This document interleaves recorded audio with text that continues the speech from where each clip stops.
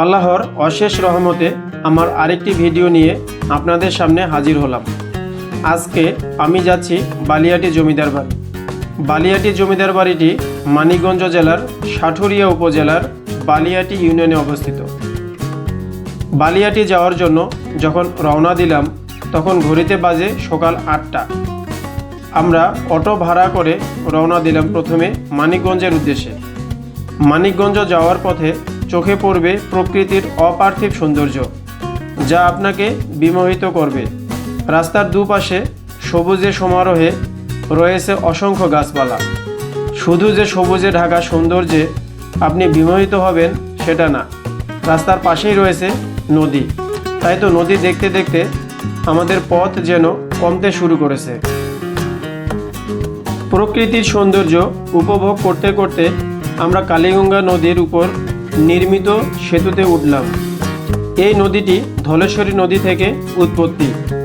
এই নদীতে কম বেশি সারা বছর পানি থাকে। নদীটির দৈর্ঘ্য 78 কিলোমিটার ও প্রস্থ 242 মিটার। এমনিতেই তো বর্ষাকাল, তার উপর এমন একটি দিনে রওনা দিলাম, কোথাও বৃষ্টি আবার কোথাও রোদ ঝলমল করতেছে, যার কারণে আকাশের মেঘগুলোর সৌন্দর্য আমাকে পুলকিত করেছে। প্রকৃতির সৌন্দর্য উপভোগ করতে করতে আমরা মানিকগঞ্জ সদরের খুব কাছাকাছি এসে গেছি। মানিকগঞ্জের আশপাশের দৃশ্যগুলো দেখতে পাচ্ছেন।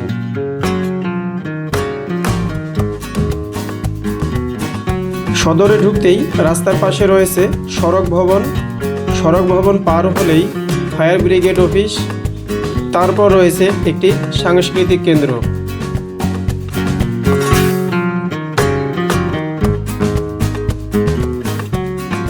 বন্ধুরা, অবশেষে আমরা মানিকগঞ্জ বাস স্ট্যান্ড এসে পৌঁছাইলাম। আর বাস স্ট্যান্ড থেকে মানিকগঞ্জ কীরকম দেখতে তা এখন দেখতে পাচ্ছেন।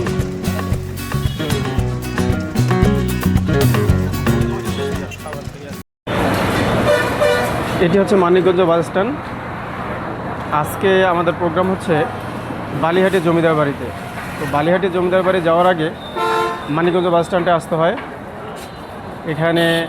তারপর এখান থেকে আমরা সিএনজিতে করে বালিহাটি জমিদার বাড়িতে যাব। তো চলুন যাওয়া যাক। জমিদার বাড়ি যাওয়ার জন্য এখন মানিকগঞ্জে এই স্ট্যান্ড থেকে আমরা সিএনজিতে যাব। তাই সিএনজি স্ট্যান্ড খুঁজতেছি, সিএনজি কোথায় আছে দেখি ভাইয়া। আমরা সিএনজির জন্যই এখন অপেক্ষা করতেছি। সিএনজি পাইলেই জমিদার বাড়ির উদ্দেশ্যে রওনা দিব।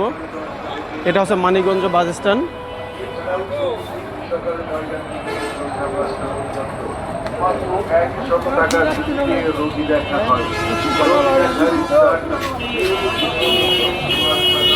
তো এই যে সিএনজি স্ট্যান্ড চলে আসছি।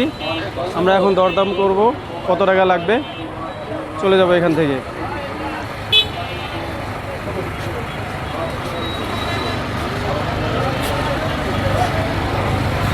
আমরা সিএনজি পেয়ে গেছি।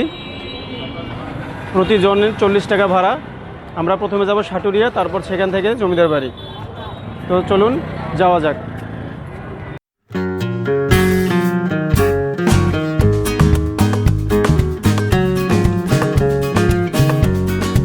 মানিকগঞ্জ বাস স্ট্যান্ড থেকে সিএনজি ভাড়া করে সাটুরিয়ার দিকে যাচ্ছি।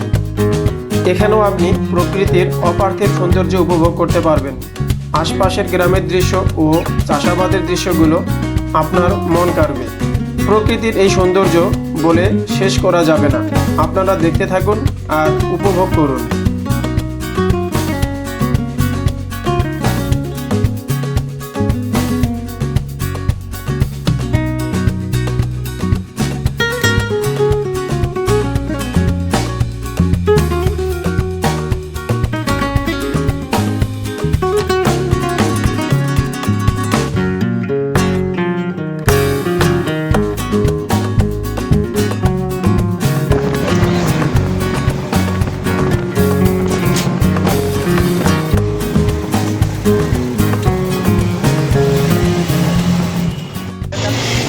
সাটুরিয়ায় নামার পরে একটা অটো রিজার্ভ করলাম।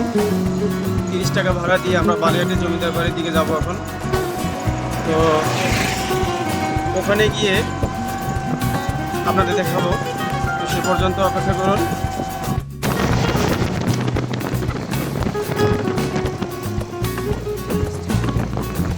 আমরা আর অল্প কিছুক্ষণের মধ্যে বালিয়াটি পৌঁছাবো। আপনারা আশপাশের যে দৃশ্যগুলো দেখতে পাচ্ছেন, এইগুলো বালিয়াটির কিছু প্রতিষ্ঠানের দৃশ্য।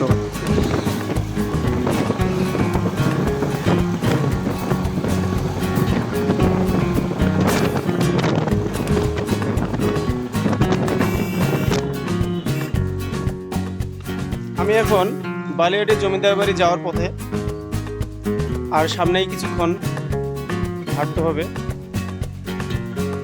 সেই পাশেই রয়েছে একটা স্কুল, আর এখান থেকে আরো 5 মিনিট যাইতে হবে, হেঁটে যাব। তো অপেক্ষায় থাকুন, সেখানে গিয়ে জমিদার বাড়িতে কি কি আছে সেগুলো নিয়ে আলোচনা করা যাবে।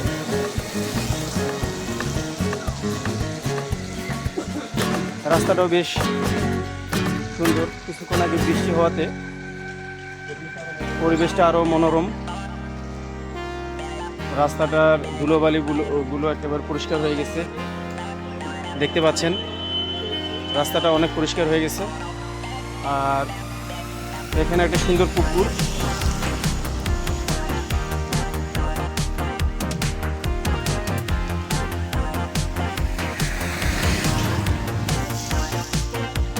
তো আজ শুক্রবার হওয়ার কারণে সকাল 10টা থেকে 12:30 পর্যন্ত জমিদার বাড়িতে প্রবেশ করা যায়। তারপরে 12:30টার পর সবাইকে বের করে দেয়, যার কারণে আমরা সকালে ঢুকি নাই। আমরা 2:30টার দিকে যাব, গিয়ে বিকেল পর্যন্ত সেখানে থাকব। এখানে আরেকটা প্রাচীন ভবন দেখতে পাচ্ছি, এটা একটা স্কুল। এই স্কুলের নাম হচ্ছে ঈশ্বরচন্দ্র স্কুল।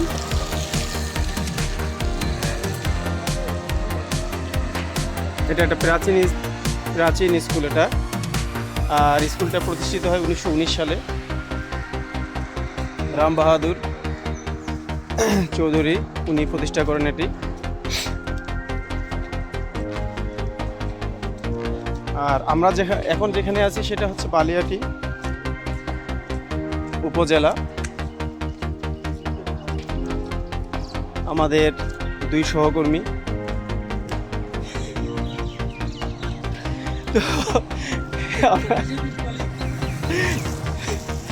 আমরা একই সঙ্গে রওনা দিছি। তো বৃষ্টি হওয়াতে এখন বেশ ভালো লাগতেছে। এখন রৌদ্র উজ্জ্বল,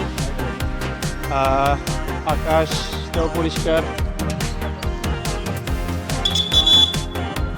সামনে একটা বালিয়াটি বাজার মার্কেট, নবনির্মিত এই বাজারটি। আশেপাশের দৃশ্যগুলো বেশ ভালোই, চমৎকার দৃশ্য। পুরাতন একটা বটগাছ। আর এটা হচ্ছে বালিয়াটি বাজার, দেখতে পাচ্ছেন। বালিয়াটি উপজেলার একটা বাজার। আমরা কিছুক্ষণের মধ্যেই প্রবেশ করব বালিয়াটি জমিদার বাড়িতে।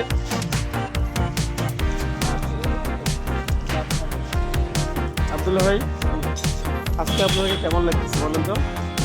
আজকে পরিবেশটা সকাল থেকে ভালো লাগে, তাই বৃষ্টি হওয়ার পরে এখন পরিবেশটা অনেক ভালো। আমার মনে হয় যে আমাদের এই বালিয়াটি আসতে যে জালিটা, এটা অনেক আমরা এনজয় করবো। আর আশা করি আমাদের যে কাজ সেটা ভালো হোক। এটা বালিয়াটি বাজারের, দেখেন বালিয়াটি বাজারটি। আমরা এসে গেছি জমিদার বাড়ি কাছেই, আর অল্প কিছুক্ষণের মধ্যেই আমরা যাব।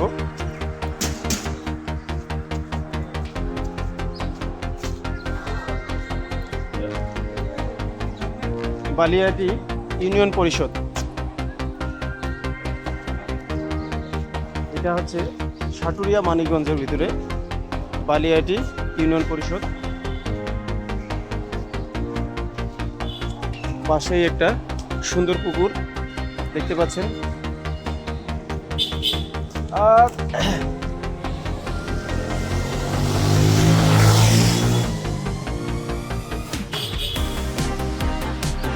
বলা চলে এই উপজেলাটা বেশ সুন্দর।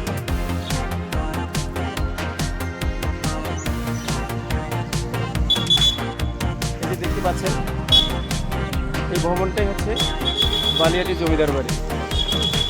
আমরা কিছুক্ষণের মধ্যেই ওখানে যাব, গিয়ে টিকিট কাটবো। আগে টিকিট কাটার পরে ভিতরে প্রবেশ করব। চলুন যাওয়া যাক।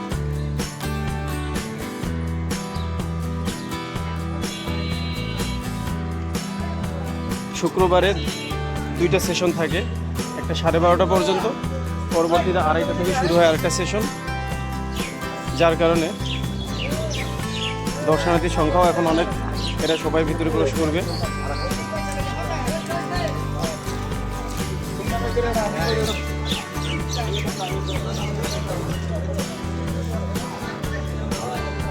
এই ভবনের সামনে এটা গেট, গেটের উপরেই দেখেন একটা পাথরে নির্মিত সিংহ। এটা 1790 সালে এই ভবনটি নির্মিত হয়। তখন থেকেই কিন্তু এই সিংহটা এখানে আছে। গেটটাও তখনকারই। অথবা কিছু কাজ এখানে করছে, এই প্রাচীরের কাজ করছে। প্রাচীর তো এই আগের এমনটা হওয়ার কথা না, প্রাচীরের কাজ আছে এই জায়গায়। এরকম 4টা গেট আছে। 4টি গেটেই প্রত্যেকটার উপর একটা করে সিংহ বসানো আছে। তো ঠিক আছে, আমরা এখন টিকিট কাটবো। টিকিট কেটে তারপর ভিতরে প্রবেশ করবো। আমরা নির্ধারিত দামে টিকিট কাটলাম, জনপ্রতি 30 টাকা। টিকিট কেটে এবার প্রবেশ করব।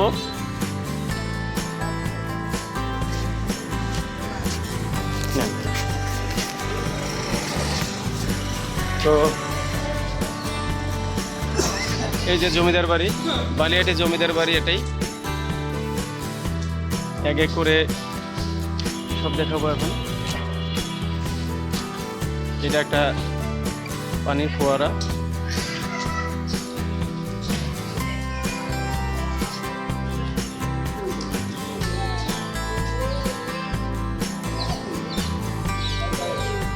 ঠিক আছে, চলুন ঘোরা যাক।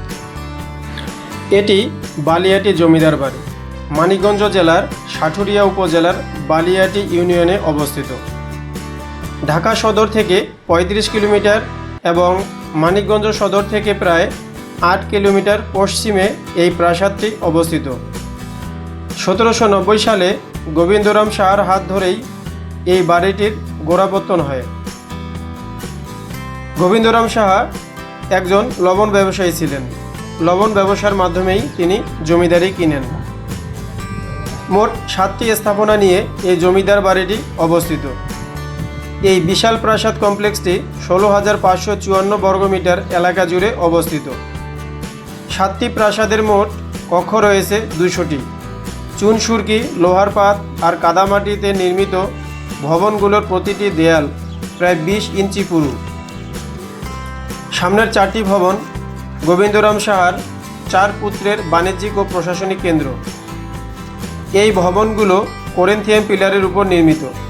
অনন্য নির্মাণ কৌশল আর কারুকার্যপূর্ণ বালিয়াটি জমিদার বাড়ি তৎকালীন জমিদারদের অভিজাত্যকেই ফুটিয়ে তোলে। এই ভবনটি গোবিন্দরাম সাহার জ্যেষ্ঠ পুত্র দধিরাম সাহার ব্যবসায়িক ও প্রশাসনিক কাজে ব্যবহৃত হতো। নান্দনিক স্থাপত্যিক কারুকার্যে ও করিন্থিয়াম পিলারে নির্মিত 3 তলা বিশিষ্ট এই ভবনটিতে মোট 24টি কক্ষ আছে।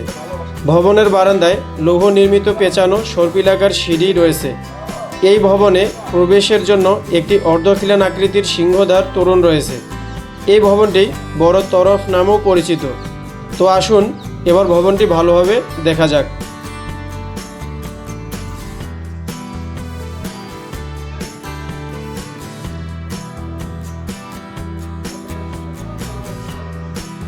এই ভবনটি গোবিন্দরাম সাহার দ্বিতীয় পুত্র পণ্ডিত রাম সাহার ব্যবসায়িক ও প্রশাসনিক কাজে ব্যবহৃত হতো। নান্দনিক স্থাপত্যিক শিল্পে নির্মিত ও করিন্থিয়াম পিলারে দণ্ডায়মান এই ভবনটিতে মোট 16টি কক্ষ রয়েছে। এ ভবনের দ্বিতীয় তলায় রংমহলে বর্তমানে জাদুঘর স্থাপন করা হয়েছে। এই ভবনে প্রবেশের জন্য একটি অর্ধখিলান আকৃতির সিংহদ্বার তোরণ রয়েছে। এই ভবনটি মেজো তরফ নামেও পরিচিত। তো চলুন এবার আমরা এই ভবনটি ভালোভাবে দেখি।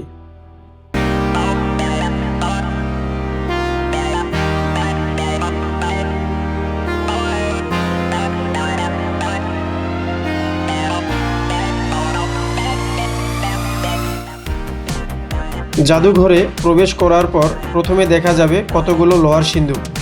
এই সিন্দুকগুলো তৎকালীন সময়ে জমিদাররা ব্যবহার করতেন। তো ঠিক আছে, সিন্দুকগুলো ভালো করে দেখা যাক।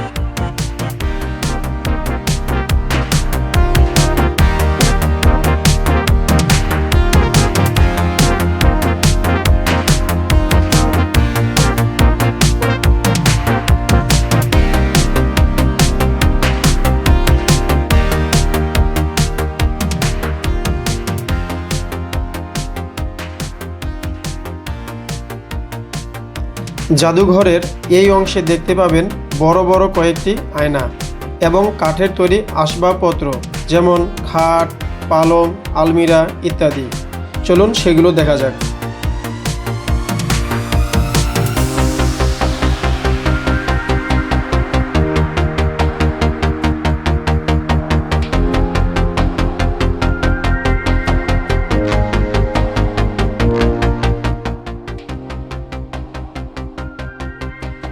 এবার ভবনের দ্বিতীয় তলায় কাঠের সিঁড়ি বেয়ে উঠতে হবে।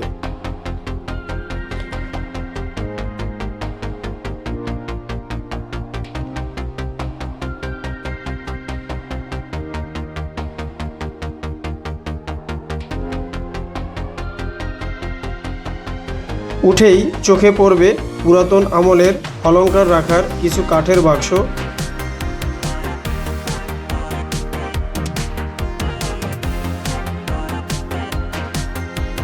আরও আছে পিতলের তৈরি তৈজসপত্র। দর্শক, এই ভবনটি হচ্ছে গোবিন্দরাম সাহার তৃতীয় পুত্র গোলাপরাম সাহার প্রশাসনিক ভবন এটা। আর এই যে পিলারগুলো দেখতে পাচ্ছেন, এরকম 8টা পিলার আছে এই ভবনটাতে। সামনের দিকে 8টা পিলার, এবং এই পিলারগুলোর যে নকশা আপনারা দেখতে পাচ্ছেন, কারুকাজটা দেখেন। এই কারুকাজ এবং এই পিলারগুলোর নাম হচ্ছে করিন্থিয়াম পিলার। এরকম পিলারের উপরে দাঁড়িয়ে আছে এই পুরো 3তলা ভবনটি। আর এই ভবনটিতে মোট 23টি কক্ষ আছে। তবে ভিতরে প্রবেশ করা যায় না, কারণ এটার যে বর্তমান অবস্থা ভঙ্গুর দশা, ভিতরে এজন্য প্রবেশ করতে দেয় না, বাইরে থেকে দেখতে হয়। ভাবুন, এই ভবনটি 1790 সালে প্রতিষ্ঠিত হয়েছে। তখন অবধি এ পর্যন্ত এভাবেই দাঁড়িয়ে আছে।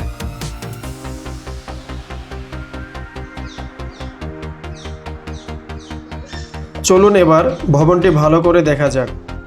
এই ভবনটি প্রায় ধ্বংস হয়েছে। দেয়ালের পলেস্তারগুলো খসে গেছে এবং দেয়ালে পলি ধরে নীলাভ আকার ধারণ করছে। ভবনের গায়ে নকশাগুলো এখনও অক্ষত রয়েছে, যা আপনারা দেখতে পাচ্ছেন। 3তলা বিশিষ্ট এই ভবনটি এখনও বেশ ভালো লাগতেছে দেখতে।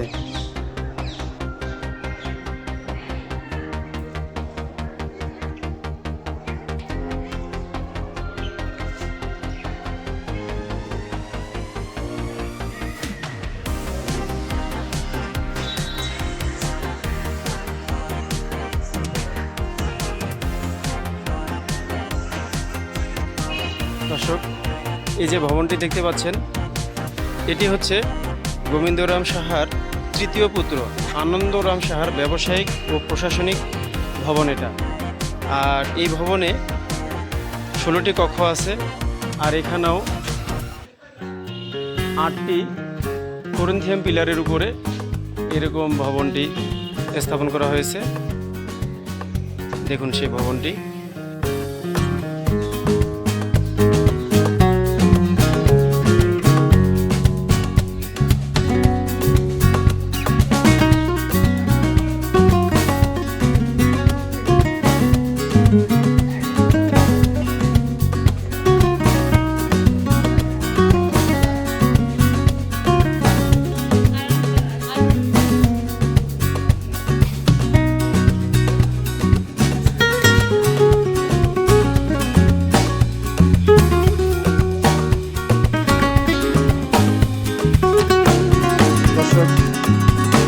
ভিতরে সামনের দিকে আপনার 4টা প্রাসাদ পাইলাম, যেটা ব্যবসায়িক ও প্রশাসনিক কাজে ব্যবহার হয়।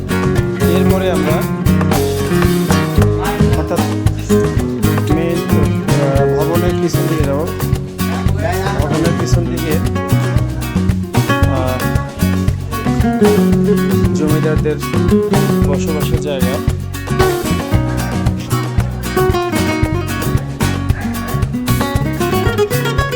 যেমন এই জায়গাটি জমিদারদের সময়ে সন্ধ্যা পূজার জন্য ব্যবহৃত হতো। এই জায়গাটি ছিল।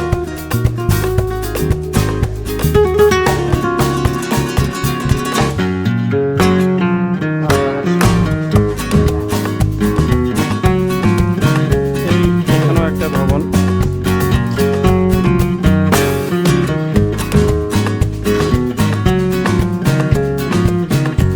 এই ভবনটিও দ্বিতল ভবন। ভবনটি গোবিন্দরাম সাহার দ্বিতীয় পুত্র ক্ষুদিরাম সাহার বাসভবন বা অন্দরমহল। এটিও নান্দনিক গঠন ও ফুলের কারুকার্যে সুরকির উপাদানে নির্মিত 2তলা ভবন। এই ভবনটিতে মোট 38টি কক্ষ রয়েছে।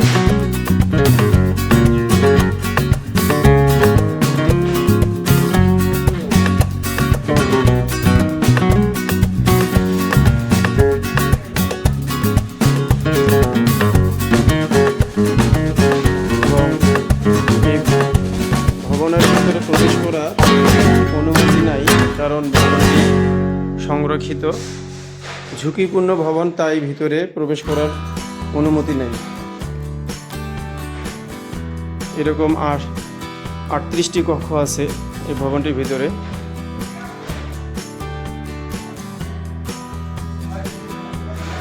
(1790 সালে নির্মিত এই জমিদার বাড়িটির বর্তমান এই অবস্থা।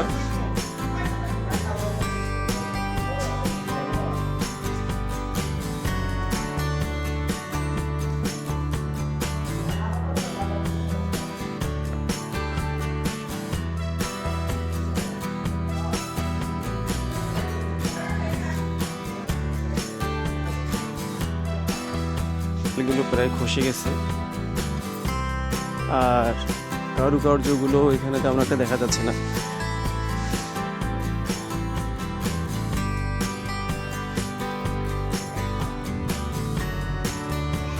এটাই হচ্ছে সেই ভবন।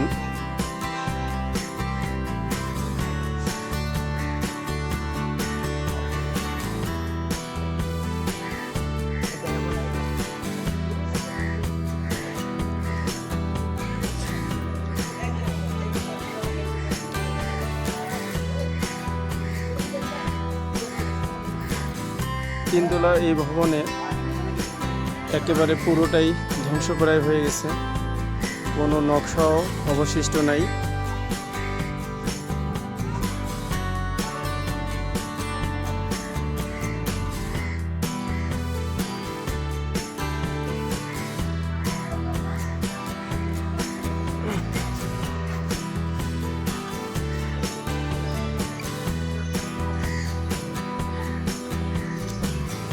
এই ভবনটার ঠিক পাশের যে অংশটুকু, অর্থাৎ বারান্দা সমেত এইভাবে দেখানো যাচ্ছে, এটাও ভঙ্গুর দশা।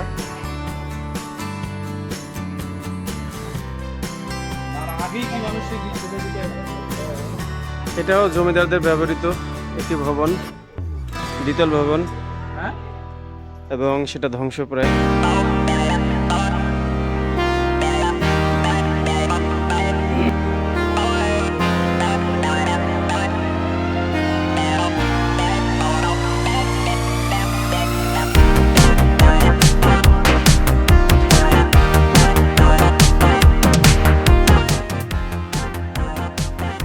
ভবনটি দেখতে পাচ্ছেন, এটি গোবিন্দরাম সাহার তৃতীয় পুত্র আনন্দরাম সাহার বাসভবন।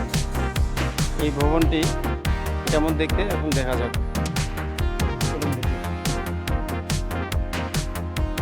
ভবনটি দ্বিতল বিশিষ্ট একটি ভবন। এই ভবনে মোট 48টি কক্ষ আছে এবং ভবনটি বেশ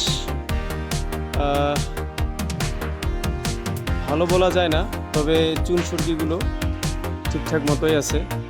নকশাগুলো বেশ ভালোভাবে বোঝানো যাচ্ছে। আর ভবনটির নকশাগুলো ঠিক এরকম।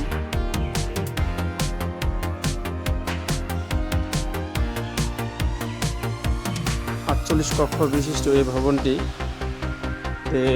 ভিতরে প্রবেশ করার কোনো সুযোগ নেই, কারণ এটা একদম সংরক্ষিত।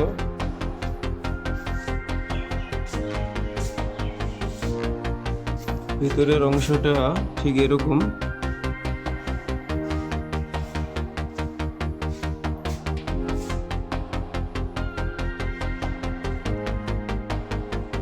আর এটা হচ্ছে সামনের ভবনটার পিছনের অংশ।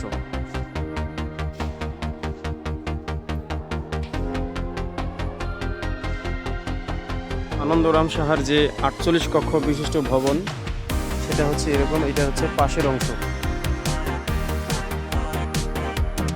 পাশের অংশটা দেখেন ঠিক কত বড়।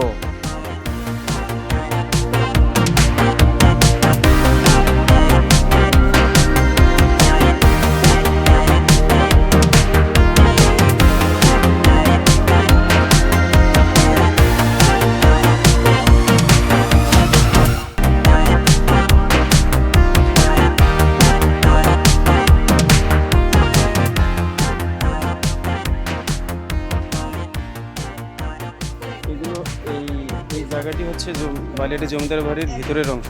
এখানে জমিদারদের বসবাস করার জায়গা বা অন্দরমহল, যা এখন এই অবস্থায় রয়েছে। অন্দরমহলগুলো প্রায় ধ্বংসপ্রায় হয়ে গেছে, ভিতরে প্রবেশ করার কোনো সুযোগ নেই। এগুলো সংরক্ষিত হয়ে আছে এখন। এই যে ভবনটি দেখতেছেন, এটাও জমিদার পুত্রের একটা অন্দরমহল, যার ভগ্নদশা আপনাদের চোখে পড়তেছে।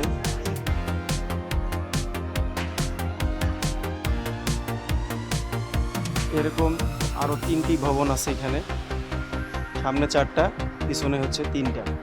তো অন্দরমহলগুলো ভিতরে থাকায় এই মহলগুলো তেমন একটা সংস্কার করা হয়নি, যার কারণে ধ্বংস হয়ে গেছে। আর এটা হচ্ছে তৃতীয় তলা বিশিষ্ট একটি ভবন, কিন্তু ভিতরে প্রবেশ করার কোনো সুযোগ নেই, একেবারে ধ্বংস হয়ে গেছে। পরবর্তীতে সংস্কার করে ফুলের যে গাছগুলো এখানে লাগানো হয়েছে, সেটা আসলে এই জায়গাটিকে খুব সুন্দর করে রাখছে।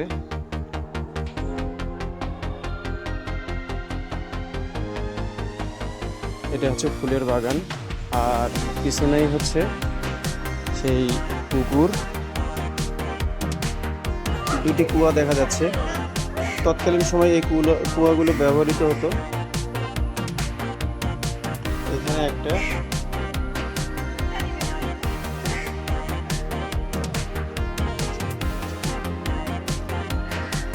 আর এখানে আরো একটা আছে।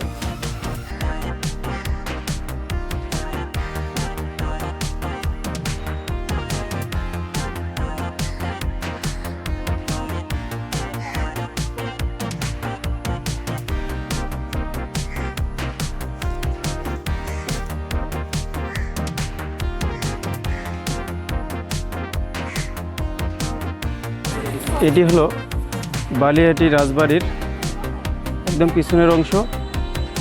পিছনের অংশটিতেই আছে একটা সুন্দর পুকুর। বর্তমানে 6টা ঘাট অবশিষ্ট আছে। আর এই পুকুরে অসংখ্য শাপলা ফুল দেখা যাচ্ছে। আর বিকেলবেলা এই পাড়েই বসে অসংখ্য দর্শনার্থীর ভিড়। এখন তো বিকেলবেলা এক এক করে আসতে শুরু করছে দর্শনার্থীরা। আমিও আসছি।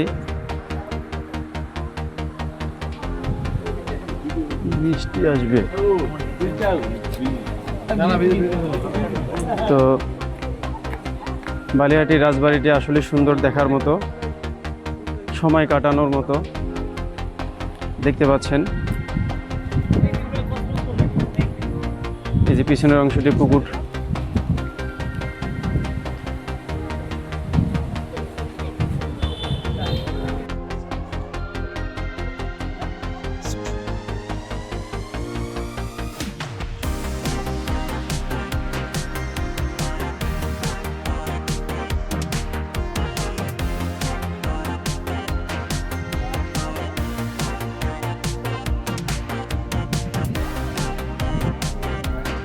জমিদার বাড়ি দেখা শেষে এখন ফিরে যাওয়ার পালা।